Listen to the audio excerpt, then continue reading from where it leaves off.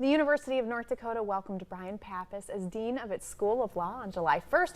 He comes to UND by way of Boise State University and Michigan State University. Go Wolverines.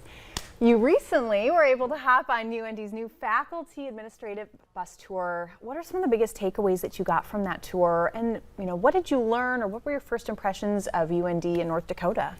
I was just really impressed. I mean, it was such a great time to be on the tour with a bunch of administrators and faculty, to get to meet all kinds of people across the southern half of the state. Really enjoyed it.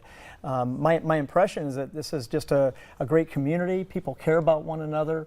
They care about North Dakota, and it made me proud to be here, proud to be a part of the state. Oh, well, nationally, some have fretted or questioned whether a law degree has the same value it once had. So what's your message to today's law students and others who might be considering law as a career?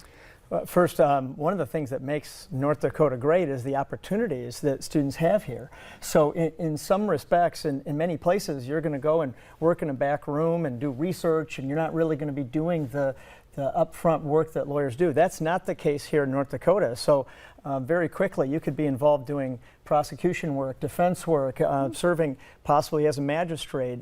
Just the opportunities are endless here, and that's something that we're really proud of, and we want to make sure that people know. Come to North Dakota. We have opportunities here for you to really do great things. So prospects for finding rewarding work.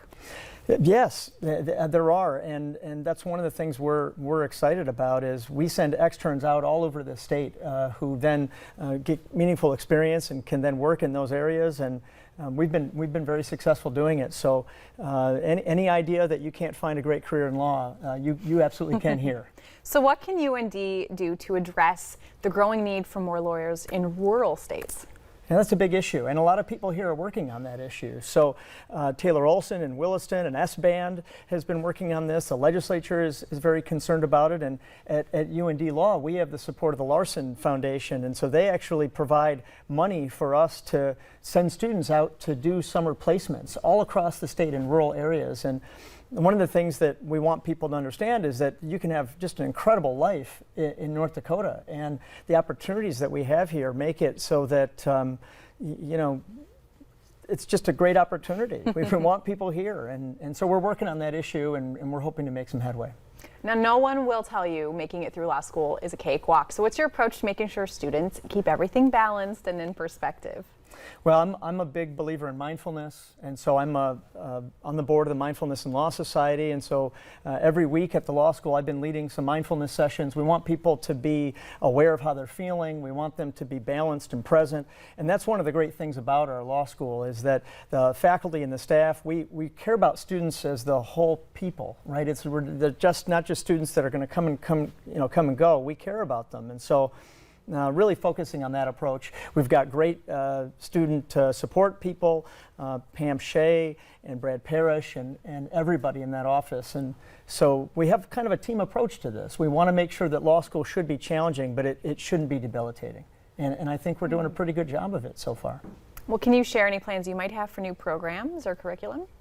Well, we've got some, we have a recent addition of an oil and gas certificate for, we've got a great industry there here in North Dakota. We also have, of course, a very strong Indian law program, and we have partnerships with our aerospace college in terms of aviation, and we're always looking to expand into other technology areas. We're going to be doing some strategic planning and determine what's the best use of, what can we do that can best support the state and the people in North Dakota. So we hear UND has some plans for major renovations of the courtroom on campus.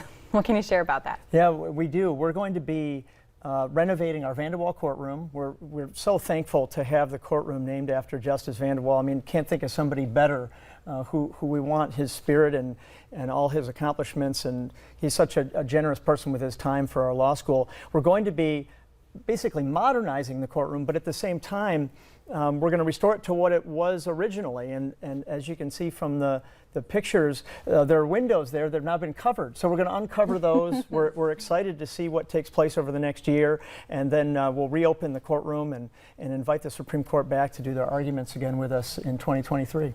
Wow, incredible. Thank you so much, and congratulations. Thank you. Thank you. Absolutely. Thanks for having me. Now, coming up on today's show, we'll hear about a program that is vital to inmates and how you at home can help.